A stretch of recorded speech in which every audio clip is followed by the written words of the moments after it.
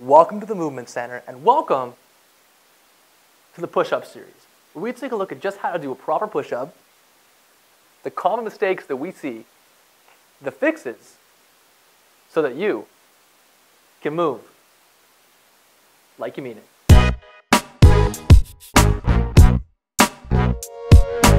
What is up, guys? Welcome to episode 7.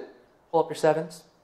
Sevens. Nice, Christina. Yeah, good. 7 of the push-up series. And today we're talking about the often forgotten about big piggy, the big toe. And why that is because if you're lacking that big toe movement, it'll force you into a forward lean, putting more weight on some of the structures at the front of your shoulder.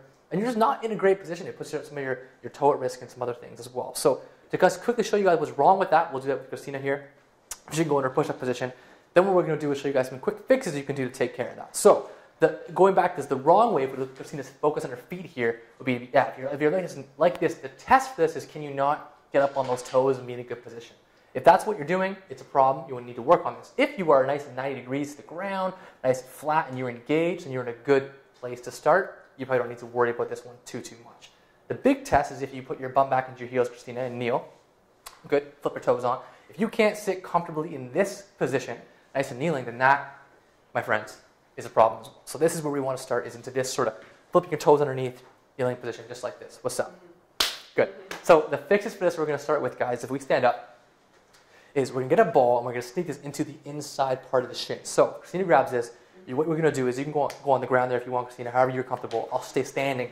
Is you're going to get that into the inside bony part of your shin. So there's a big bone called your tibia that comes down the inside of your leg there. And you're just going to mash it. You can cross your leg over like this, and you grind into it a little bit like that, and just find the spots that feel oh so wonderful, and you can move the foot up and down as you do that.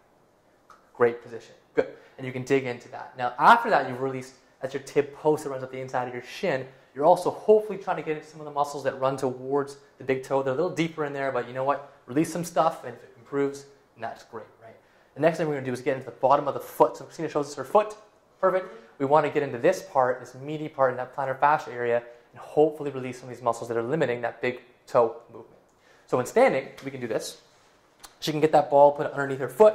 She can roll around on that, wiggle her toes, mash it up and down to get a good release of that part of the foot.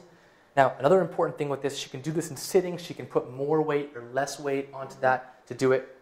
We can even see her from this side here do it. You can get a good look at her mashing up and down as she pushes through, and it should feel wonderful and gets that big toe movement back and forth.